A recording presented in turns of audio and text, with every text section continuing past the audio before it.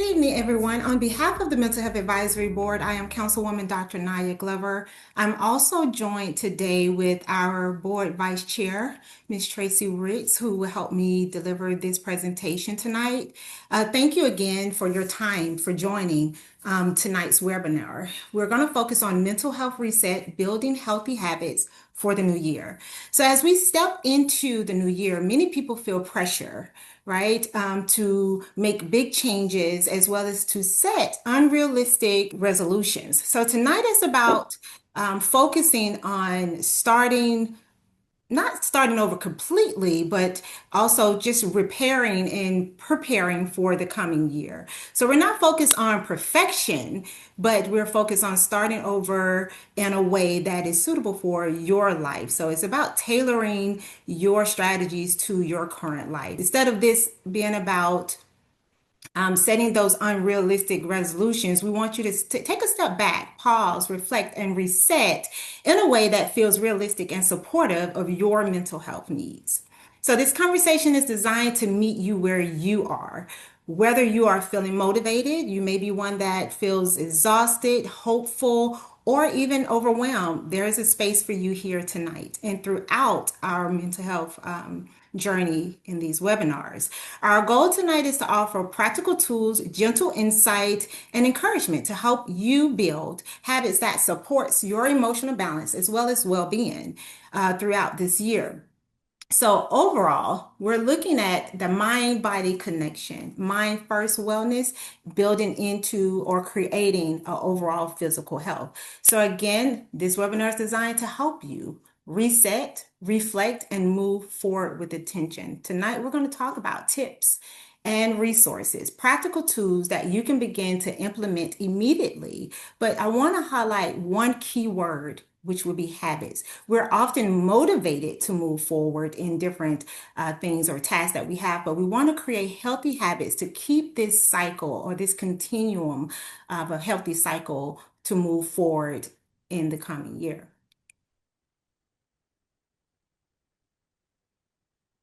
So again, it's about preparation, asking the question, why are we here today?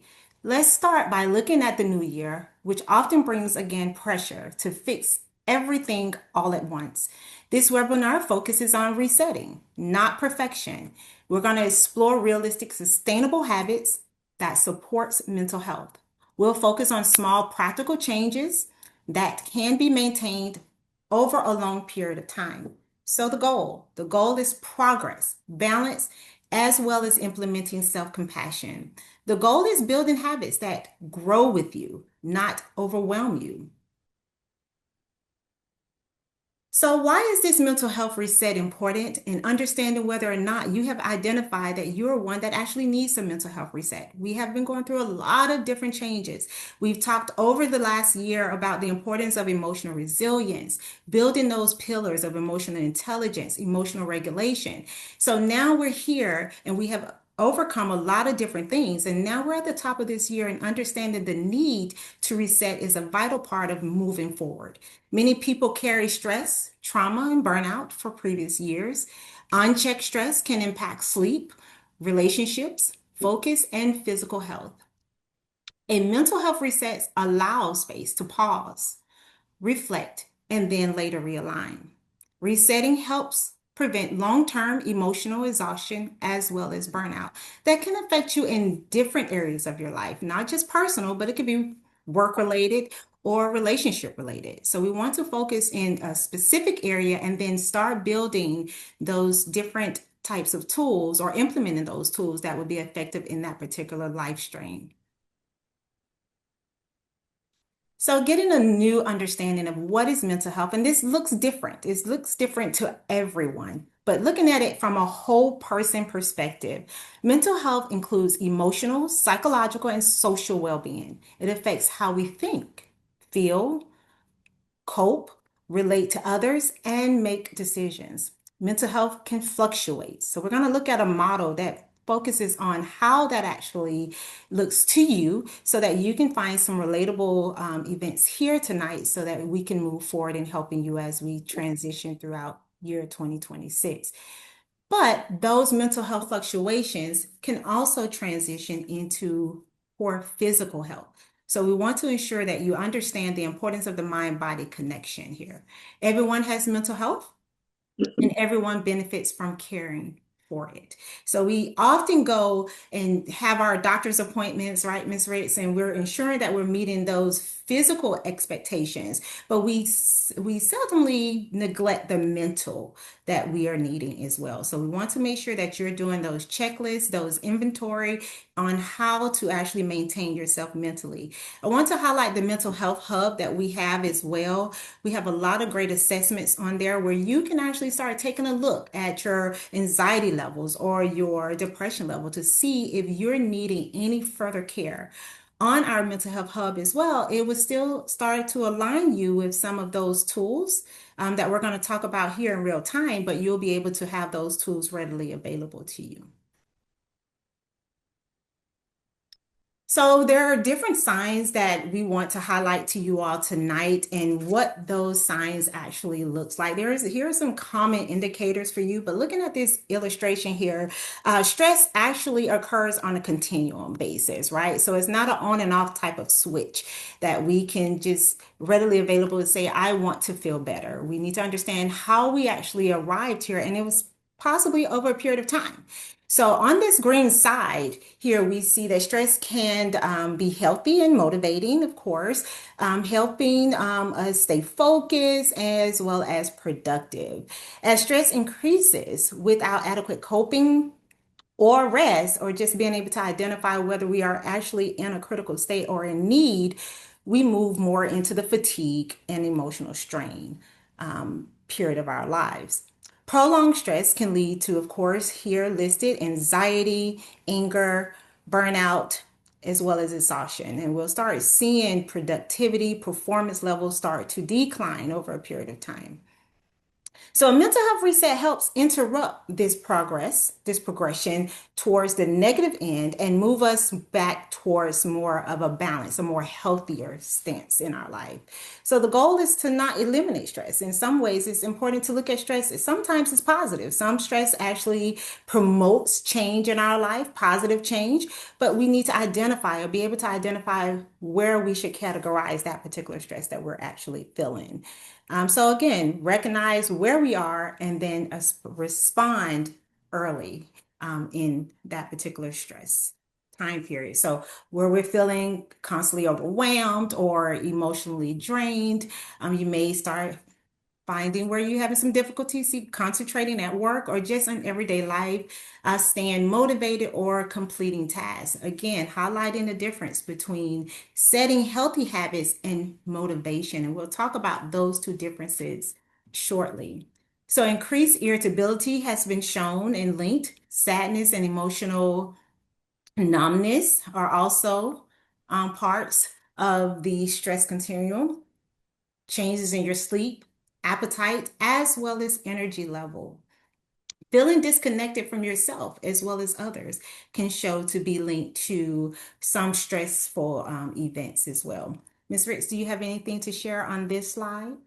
No, I'm glad that you stressed to them about some stress can be good, a sign, not as bad as we've heard about stress, because no one really shared that with us throughout the years about some stress can be meaningful. Absolutely.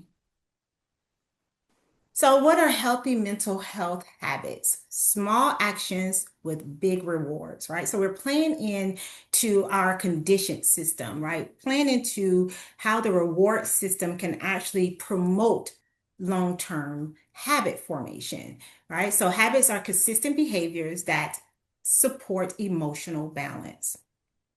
Healthy habits do not need to be time-consuming or complicated.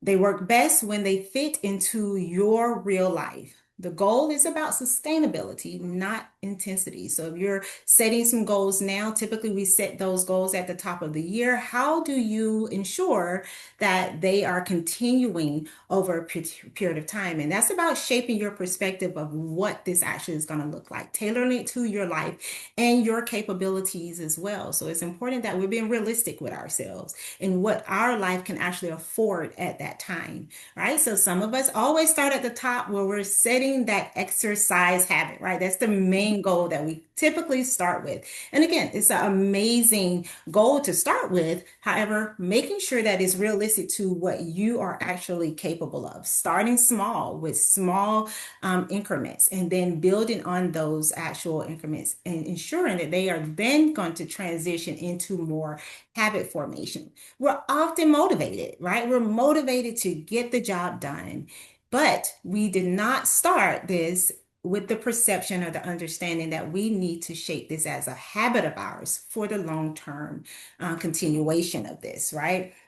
So when we're looking at this, we want to focus on consistency. When we're in counseling with our clients, and Ms. Ritz, you can kind of attest to this, our goals are, as well as Ms. Sophia, thank you for joining as well. We have one of our board members that are on tonight as well, our new board members. So thank you so much.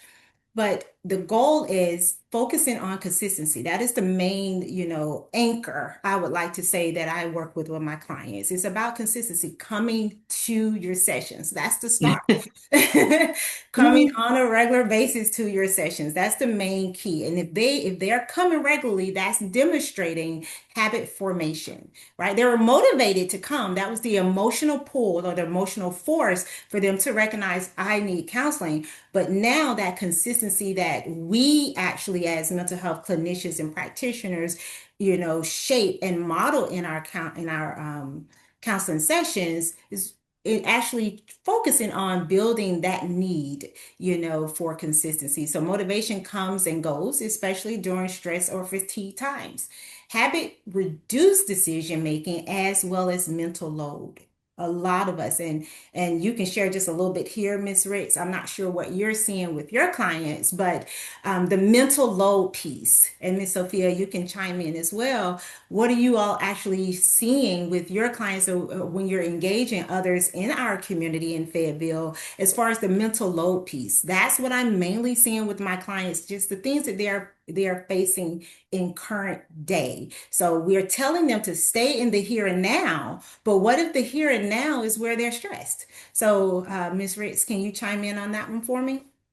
I usually tell them to take it one day at a time and just Hmm. showing up is half the battle, Yeah, consistently just showing up. And I agree with everything that you said. So thank you. you're more than welcome. Ms. Sophia, would you like to chime in? Oh, no, I agree with you too. Showing up is the most important thing. Being consistent with that as well actually helps with and motivation too. So Mhm. it's the will of the person being able Absolutely. to show up for themselves. Absolutely. And Miss, I will chime in, mhm. excuse me, and say this that I do share this a lot. Motivation is overrated. Like, just get started. And sometimes the motivation comes later because if we're waiting on motivation, a lot of times we won't ever do anything. We can't get started because, once again, I have found in my personal life that motivation is overrated. When I develop my habits, it's just getting up and doing what I know I need to do. Right. It's a conditioning mechanism, right? You're That part. conditioning your brain to say, okay, this is a part of my everyday This life. is my So everyday life. Mhm. absolutely. So building those habits create structure, right, Yes. in your life as well as predictability. That Yes. helps with, eliminating some of those things that we are not readily prepared for, which are linked to stress. So Yes. stress is anything, well, definition textbook is anything that we feel that we have no control over. So the Yes. more that we build on structure and predictability is Mhm. it can actually minimize some of our stress. We can't get rid of it all because we have those day-to-day stressors, right? But we can start trying to promote just a little bit more predictability in our lives, aligning our citizens also with some wonderful resources. And I'm going to continue to talk about this mental health hub. Everyone, please go on there because it's not just about mental health. It's anything that causes stress that actually leads to mental health. So if you're having any challenges financially, educationally, housing, or food insecurity, you can find material on there. And guess what? If you see on there that we're actually missing a gap of information or something that you as a citizen want to share with the mental health board, feel free to reach out to us and let us know, well, hey, this is actually great. I think this will actually be wonderful on this hub as well. That's the part of community we share with one another. That's what we're building here, right? That's what we're trying to create. That's the goal of the Mental Health Advisory Board. We have a lot of amazing individuals on here that have amazing backgrounds. And the goal is to pull in all of that information so that you all are actually prepared as citizens, but also you all may come across some information that we can implement on the hub as well. So again, going back to those small, consistent actions that our mental health practitioners have also agreed to as well, those consistent actions matter more than the short bursts of motivation. And I think that speaks a lot to what Ms. Ricks was highlighting as far as the motivation. We're geared as a society on the word motivation, and we forget the importance of consistency that builds, habits that will continue to promote those motivations, but we need to condition ourselves mentally as well as emotionally. So looking here at this model, just kind of giving you an understanding of the positive cycle that we want to see, the 3 R's of habit formation, right? That reminder, routine, and building on the reward that you actually successfully got that task, completed, right? So motivation is emotional. And I think that's what Ms. Ricks was trying to highlight as well as Ms. Sophia, that's more of an emotional base, right? Platform that you're building your tasks on, or those things that you want to actually accomplish or complete. And therefore it naturally fluctuates. So that's why you see that you may have some of those high points or those high periods in your life, and then have some of those downward spirals. So we want to put it on a consistent playing field for you so that you can be consistent in your everyday life. So recognizing the fluctuations are based on some of the stresses in your life, that energy and life demands can alter the way that you navigate, those different situations. Because I've had clients that would say, I did really well over here, but then I start feeling a little overwhelmed over time, and I just did not get this task done, Dr. Glover, right? And that's because they're still trying to build that energy off of just being motivated to complete the task and not understanding that sometimes it's okay. We may have some regression in our behavior changes or things of that nature, but remembering, as Ms. Rick stated at the top of this, we just need to continue to move forward. Understanding there may be some setbacks, but progress is about consistently saying, I'm going to move forward. So it's all about a perception. Habits do not rely on how we feel. So that's why we're gearing you towards this reset of focusing on habits, not just motivation. When something becomes a habit, let's say it requires less, right? Less mental effort as well as less decision-making skills. Consistent habits create stability during stressful and unpredictable times. Small habits practice regularly leads to that long-term change or effect that we're asking or seeking, as well as health benefits. The mind-body connection is actually working together, ideally together, right? Progress comes from repetition and not intensity or perfection. Anything on this slide, Ms. Ritz? No, I think that was very well stated.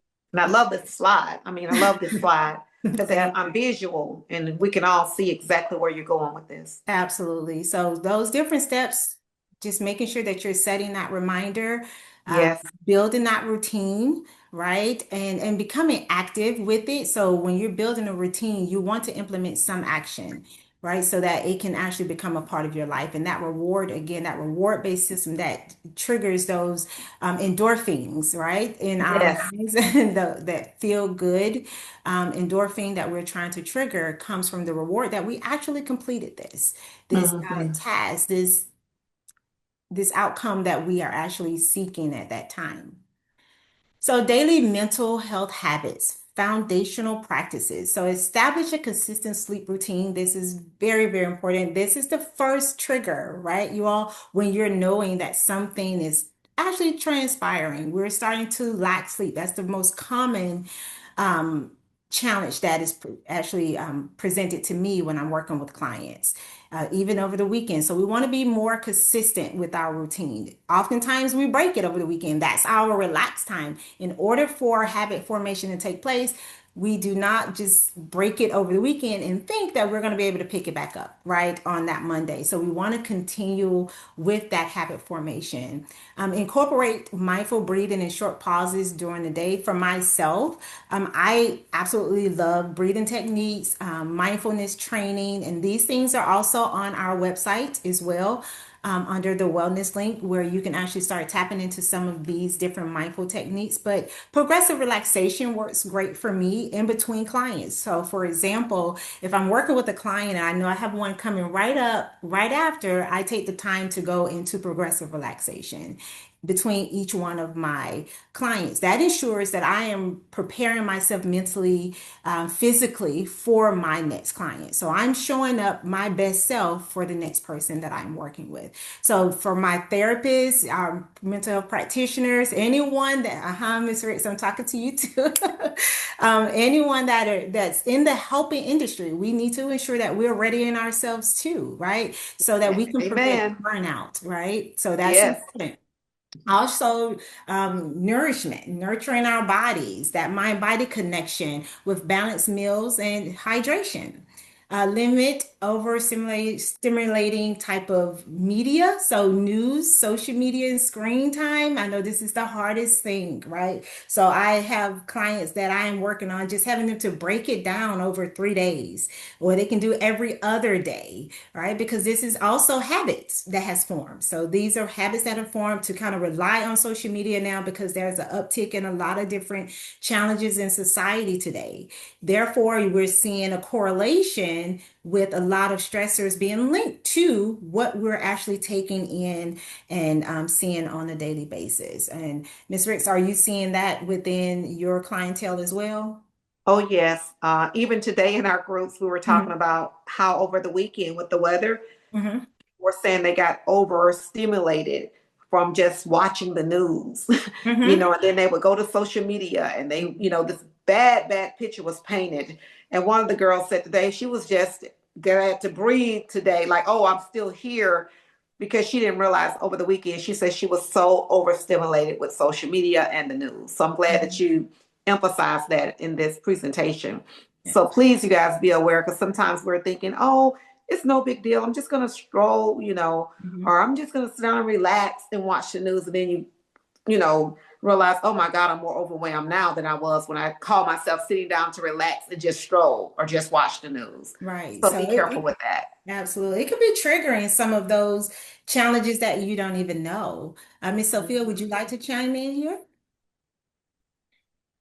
No, I everything that you all say to social media is triggering to a lot of people, especially what's going on now. So just being mindful and monitoring your screen time also. Not Absolutely. only with adults, but also with children too, monitoring their screen time as well.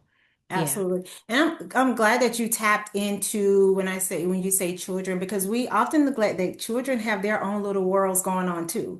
So parents, please, tap into your children and see, what they're actually consuming. I have a Mhm. lot of younger youth. They are very, very knowledgeable of what's going on today, which you'll be so surprised if you started to talk to them and the knowledge that they possess. They are very bright individuals, and understanding the percentage, according to NAMI, that we are seeing an uptick in our teens, right? Having stress related symptoms and things of that nature. So thank you, Ms. Sophia. You're correct.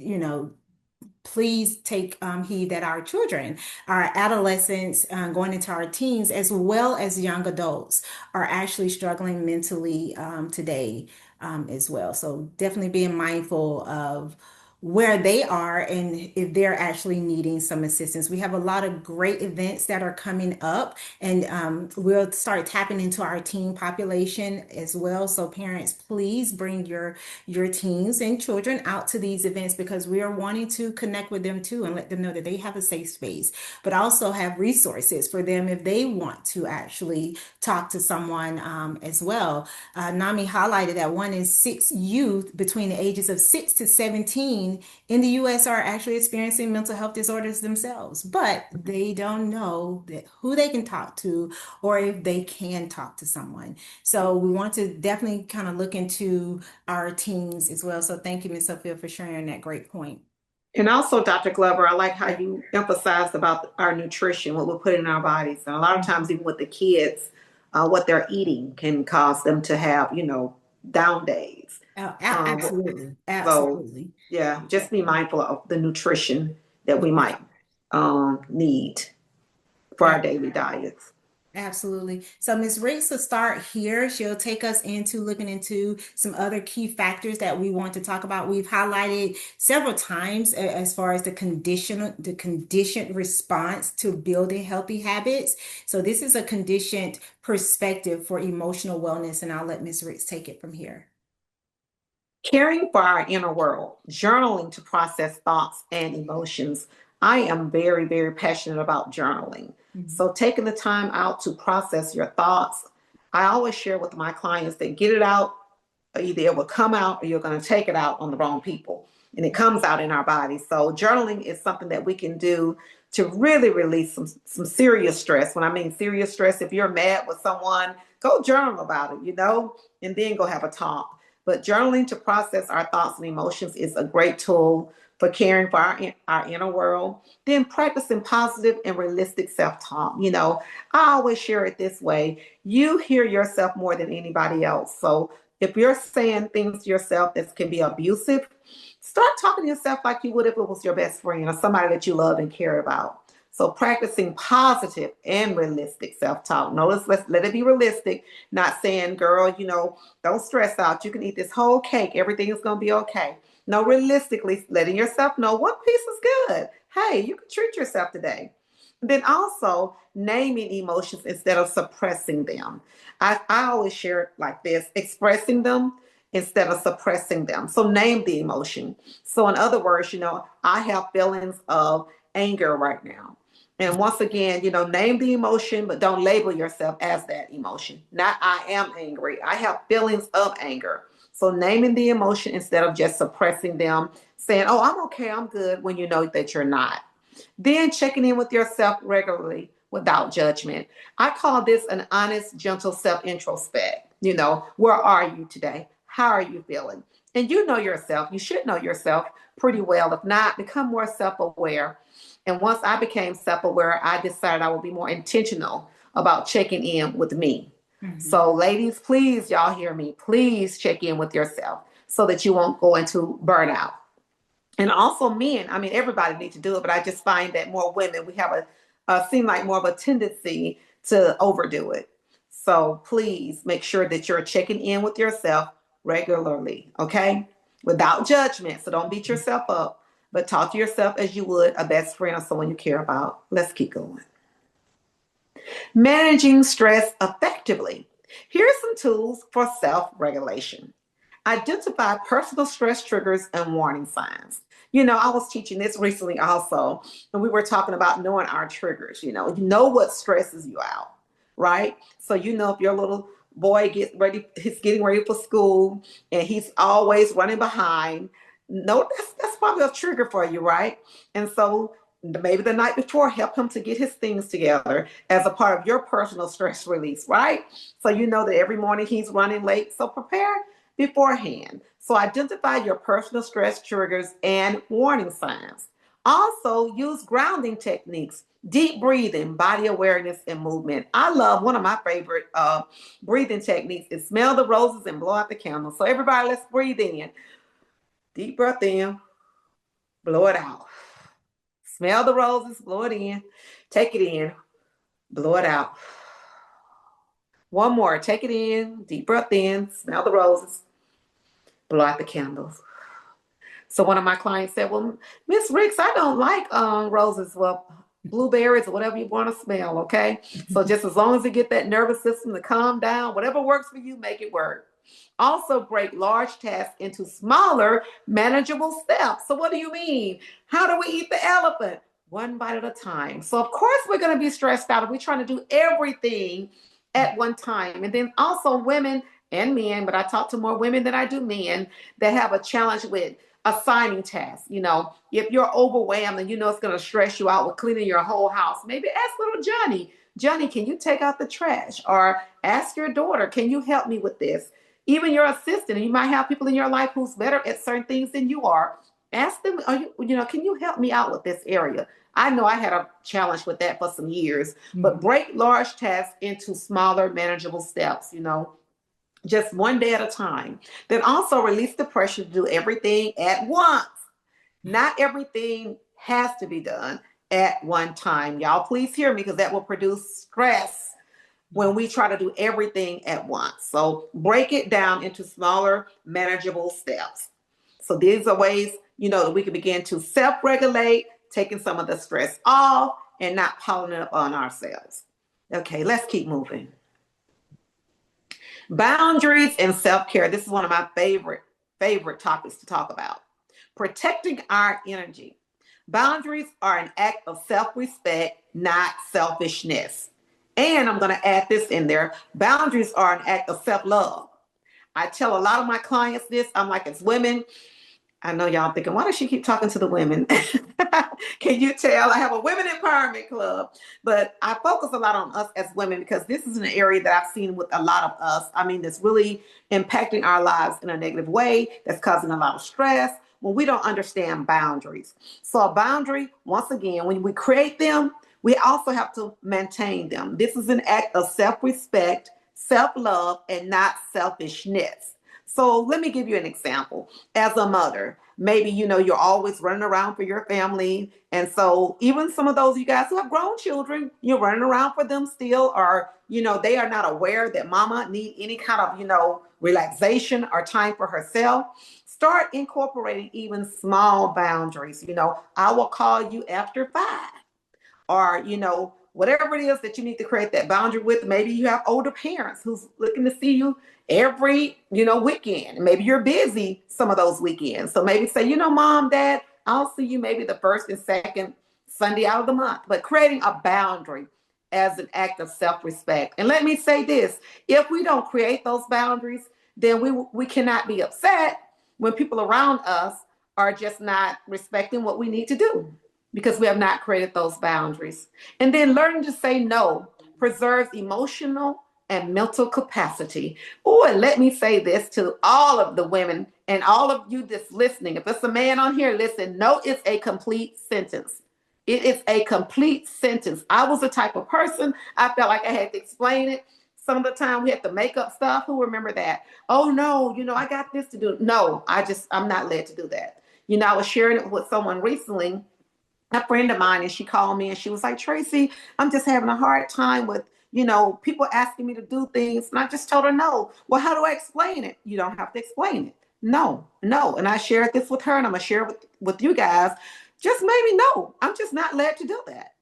And if someone doesn't understand and respect those boundaries, then maybe that's not the person for you. Maybe they're not really your friend. Or maybe they're not really that concerned about you as you think they are. Also know that rest and downtime are productive and necessary. Every day, I have self-care time for me. When I leave my clients, as Dr. Glover shared, pouring back into ourselves, I am going to have my bubble bath every day. I am going to relax every day, and I pour back into me. I listen to podcasts. I might listen to something that's, inspirational, a word from my amazing pastor, of course. I'm just going to do something to pour back into me. I pull out a candle and I'll just lay back and I'll relax every day. I do it. Matter of fact, twice a day sometimes before I go to work. I'll get up early and just lay there, in my bathtub and just soak, drowning my troubles in some bubbles. Y'all heard about that? Well, try it sometime, and it's free. So rest and downtime are productive and they are necessary. Also, self-care looks different for everyone. Find what works for you. So what works for me might not work for you, but find what works for you. And ladies, don't do this. Don't say, well, I don't have time for that. And then all of a sudden, one day you wake up and realize, where did the time go? You did not pour back into yourself. So boundaries and self-care is really the highest form of self-love, showing yourself that I do care about you. So boundaries are an act of self-respect. Remember that, self-love, not selfishness. Because sometimes, once again, I used to feel like, oh my God, if I'm not taking care of everybody, then I'm being selfish. No, it's important that you pour back into you first. So learning to say no preserves our emotional and mental capacity. Rest and downtime are productive and very necessary. Self-care, once again, it looks different for everyone, and find out what works for you. And notice the key word is find out. Maybe you have to experiment a little bit to see what's actually working for you. And then once again, protect your energy. Just protect it. I know what's working for my life and what's not. Maybe there are some people you need to let go. Let me interject there. That that energy that they're producing and the energy that they present to you, maybe that's one of the reasons why you're not feeling your best. So protect your energy at all costs. Let's keep moving. Setting mental health goals for the new year. Realistic and meaningful goals. Focus on goals that support your well-being and not overwhelm you. Use SMART goals. I know you guys have heard about the SMART goals, right? Make them specific. Not I'm going to lose 100 pounds, but how many pounds that you're going to, lose? And I'm jumping ahead of myself, but realistically. So make it specific. Then make it measurable. How long is it going to take you? Make sure it's achievable. Once again, losing 100 pounds in 30 days is not achievable. Make it relevant. And I always share it this way. A relevant goal is I'm going to focus on my health right now instead of learning how to play golf. If I have issues with my health, I need to make sure that goal is relevant to what I need to do right now for my life. So it might be a good goal to want to learn how to play golf. But right now, if you're having health challenges and your mind is stressed out, then you need to have goals that will help you reach, those things that you need to accomplish at this time. And then make sure they're time-based. So what do you mean by this? Set a realistic date that you want to complete that goal. Because a goal without a deadline is just a dream. It's just a fantasy. So make sure it is time-based. And then also prioritize progress over perfection. I am an overcoming perfectionist. Let me say this. And I'm telling you guys, perfection is the enemy to completion. Perfectionism is an illusion. Being perfect is an illusion. No one, not one of us is perfect. So prioritize progress over perfection. And remember, progress makes us happy. So any amount of progress, just getting started, can help to increase your overall well-being, just starting somewhere. And so once again, perfectionism is an illusion. It's an enemy of completion. Revisit and adjust goals as life changes. I remember when before I had my children, I had different goals in life. Then when my children were smaller, I had different goals. Now, as I have matured more, my children are grown, then now I have a different set of goals for myself. So maybe a goal that you had for a previous season in your life, maybe it's stressing you out now because that season has come, you are in a different season. Let me say it this way. It has passed and has gone on. And I want to share it this way. Say, for an example, if I walked out the house now with some sandals on and some flip-flops, people are going to think something is wrong with me. Why? Because I'm out of season. So a lot of times we're feeling like, oh, what's wrong with me? Why I'm overwhelmed with my life? Because maybe your seasons have changed and you still have the same goals from a previous season. So revisit and adjust your goals as your life is changing. Let's keep going. Community and support. We don't have to do this alone. Let me say it again. I know when I was going through some stressful times in my life, I had a habit of isolating. Please, you guys, do not isolate as a form of saying, oh, I just want to be by myself. And let me reiterate this. You don't have to do this alone. Connection strengthens resilience and emotional health. I love having a support system, a support group. I believe in groups. I'm telling you guys, if you never tried it, try groups. And also, just a little plug here, if you need to learn about more groups, I can connect you with that. We have our mental health hub. They can connect you with groups. I believe in groups. So connection strengthens our resilience and emotional health. Support can include family. And let me say this, only if the family member or family, people in your family are supportive. So don't feel like I have to run to my family because I don't know anybody else. Find out, in your community, if there's some friends, people that's locally that you can connect with. So maybe there might be some friends that you maybe, haven't talked to in a while. Don't be afraid to reach out. I was sharing with them earlier today in our groups about I had a hard time making friends when I first moved even to Fayetteville because I was so used to just having family everywhere. But I realized that there are some friends that sticks closer than a brother. So don't be afraid to have a supportive group of friends. Reach out and show yourself friendly. Also, therapists. We are great as a support system. I believe in therapy, you guys. I am passionate about therapy. And for my believers, Jesus and therapy is a good combination, because I know a lot of times we feel like, oh, I don't need that. I pray. Thank God for prayer. But prayer and a good therapist is a good combination, which leads me into the next support system, your faith.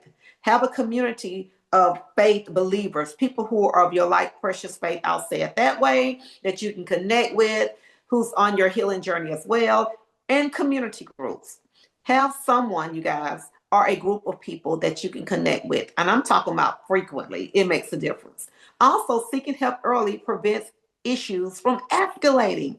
So seeking help is not a sign of weakness, but it's a sign of strength and wisdom. That I'm not going to sit here and just stay in my own head and just allow life to happen to me. Seek help, okay? And do it early. Don't wait until, the house is burning down to call for the fire department. At the first sign of smoke, I'm going to reach out. I'm going to get some help. Also, local and community resources are valuable tools, not our last resort. So once again, our mental health hub is a great place to start, you guys. We have so much, valuable resources and tools, so much great information that you can avail yourself to. So let's keep going.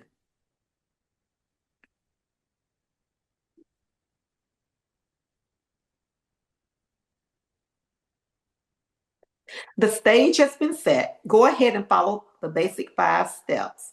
Number 1, reflect without judgment. Take the time to acknowledge what the past year looked like emotionally and mentally. Identify what drained you. And let me say this, who drained you? It could be people and places, it could be things. But identify what drained you and what supported your well-being. Reflection is about awareness, not self-criticism. Remember, we're not going to beat ourselves up. Love is patient, love is kind. Number 2, release what no longer serves you. Let go of habits, expectations, or commitments that contribute to stress or burnout. Maybe you need to let them go so you can grow. Release guilt around rest, boundaries, or unfinished goals. So a lot of times, I know when I was resting, I would feel guilty about that. But let it go, you guys. And make room for what? Healthier patterns. Number 3, build with intention. Choose habits that support emotional balance and mental clarity. Focus on small, realistic actions that fit your lifestyle. Intentional choices create sustainable change. Number 4, restore through consistency. Prioritize routines that support sleep. Oh, let me say that again. Prioritize routines that support sleep. A lot of screen before bedtime. It's not going to cause you to be sleepy. Stress management and emotional regulation. Consistency strengthens resilience more than intensity. Ooh, let me say that again. Consistency strengthens resilience more than intensity. So keep doing it every day. Progress comes from repetition, once again, and not perfection. Number 5, reconnect to support and purpose. Strengthen connections with people, community, and resources. Seek support when needed, early and without shame. Align our habits with personal values, purpose, and overall well-being. So thank you, Dr. Glover. Did you want to add anything into this? I didn't want to go too fast and No. not give you guys an opportunity to interject. So let me pause right here. No, that's perfect. Thank you so much, Ms. Ricks, for your insight. Ms. Sophia, do you have any insight you wanted to add to? Great information. This is what we need in the community, these resources. So great presentation. Thank you. Thank you so much. Thank you, Ms. Ricks, for your insight here. As we transition on the takeaways here, and at the end of this presentation, I'll take you all through the Mental Health Hub as well to continue to promote the Mental Health Hub, and so that you all can see where you actually can go in the city, if not reaching out to me directly. So the takeaway, of course, is moving forward with intention, be patient and compassionate with yourself, and progress is not linear. It's okay. And it'll be okay that, you may have to go back sometimes and reset and restart yourself. That is the actual takeaway as well, that this is a reset. And oftentimes we may need to reset to kind of move forward. Ms. Ritz highlighted some great things as well, delegating tasks, some other things, grounding techniques like grounding yourself to maybe your religious practices. Also, identifying when you're feeling overwhelmed so that you don't have some displaced aggression when you're transitioning from work to home or home to work. All right. So being able to become a little bit more self-aware, we will continue to promote that throughout the year as we continue to move forward with our monthly webinars. Again, I will transition shortly into our mental health hub for those that want to stay behind. But from the Fayetteville Mental Health Board, we want to say thank you for all those that will come out to the events and come and stop by our booths. We have a lot of great events that we have planned. We were in meeting last month for about 2 hours preparing for this year and ensuring that we will be ready to connect, communicate, and collaborate with citizens as well as local mental health practitioners so we can ensure that we're standing in a gap and being prepared for what is needed from our actual citizens. So again, thank you all so much. I will actually transition now into the mental health hub just to kind of show you all around so that you all can kind of get familiar with this particular platform. Again, it's an amazing platform that I want to ensure that everyone knows how to get to it. So give me 1 second to transition. And Ms. Ritz, if you have anything that you would like to share, please let me know. No, thank you so much. It was such a great presentation. And my prayer is that everyone that's on tonight, that you take the information and begin to apply it in your life. Awesome. So here we have before us the mental health hub, right? So you can go, you can see the link there, the Fayetteville, Georgia mental health hub.org. Amazing information. How you navigate here. Here we have our homepage. You have some insights that are braided here where you can go directly to well-being and mental health, right? Taking you into a lot of those resources that we talked about, the mindfulness, the breathing techniques, and things of that nature. But if you're stressed with any challenges in your life, we have set this up, and I actually really love this. This was the hallmark for me when I started this initiative in 2024 to start streamlining care based off your developmental period to make this hub a little bit more user friendly so individuals can find things that they actually need. But also here, we have a check list that you can actually use. We have a lot of great assessments here, but do a check-in, that self-inventory that we were promoting throughout this presentation tonight, where you can do an anxiety and depression scale, where we won't find out your results. This is private to yourself, and it would actually help us know what's going on in the community though. So we'll start getting data. We're collecting data as well. So we want to promote you all are doing the anxiety depression where it actually can teach you where you are, and then you can go on this hub to kind of align where you are and start implementing some of those strategies that are listed here. So we have our calendar here. We've been updating some things here with the calendar. You can go directly in here where you'll see that we have our mental health meeting, of course, tonight where you are right now, but you can go into the calendar and it'll keep you updated on some of the things that we're actually, doing from month to month. And we'll continue to filter these in as we continue to do or plan out these different types of events. So this is a resource where you can come directly, or you can go to our Facebook page, the City of Fayetteville Facebook page, or on the actual city website. But if you're coming directly into the Mental Health Hub, we're also placing information here. Our resources, again, by age. We're looking at, different things here. And if you're starting to explore, and again, like I highlighted, and you see that there are some things that you may think would be beneficial to your community, definitely send us an email. Send me an email directly so that we can actually talk about it at the board and see that once we vet that material, would that be something that we can actually add? So here we have a lot of great resources, finding assistance, mental health challenges if you're in college, finding training if you're trying to go back to school, educational assistance, housing assistance. Everything is placed here for you. Go into your age group so that you can find the information that's best for you. Mental wellness, some of the things that we talked about tonight. Some different types of literature here, some active, actionable type of things, such as videos and things of that nature, breathing techniques, assistance. So please take the opportunity to take a look at these different resources that are readily available to you. And also our webinar where you are, like I said, currently right now, we've updated that information as well and some things that we have filtered. You can still see 2025. All of the webinar that we completed from January all the way through are still placed there. But you can also go into the 2026 where we'll upload this particular webinar here. And then once the others start to build up, you'll still be able to come here to see your 2026 just for insight if you want to just kind of revisit the material that we have. So again, please take that opportunity to come in, see where your resources are here in Fayetteville. This was one of the first things that I rolled out under my initiative is to have a hub where citizens know exactly where to go right here in Fayetteville so that you're not scrambling or looking for resources. But again, I don't want this hub to be viewed as just mental health. It's for all things that you need that would constitute some challenges with your mental health. So please make sure you take a look at this here as well. Ms. Ritz, any insight here or any questions? I just absolutely love this mental health hub. You guys, please take advantage of it. And thank you, Dr. Glover, for your vision. I have never heard of a city with actually having these type of resources available. And I'm honored to be a part of this board and thank you for your vision.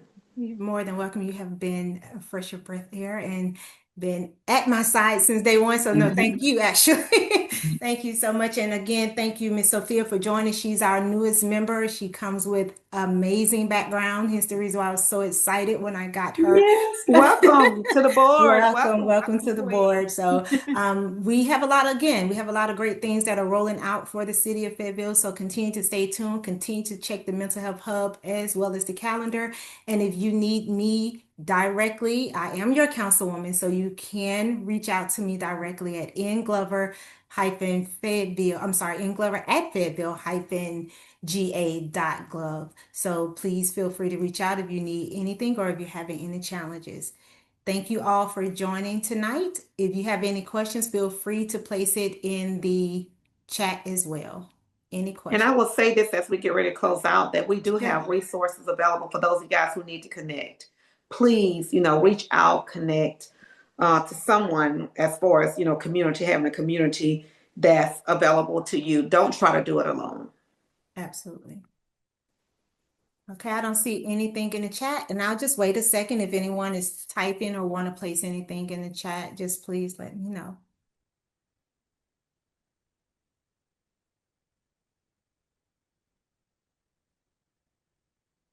Okay, thank you again then, Ms. Ritz, Ms. Sofa, everyone for joining. We had a great turnout tonight, and we do these every month, so please stay tuned to looking into some more of our webinars and continue to join us. Thank you and have a great rest of the week, you all. Good evening. Bye-bye. Bye.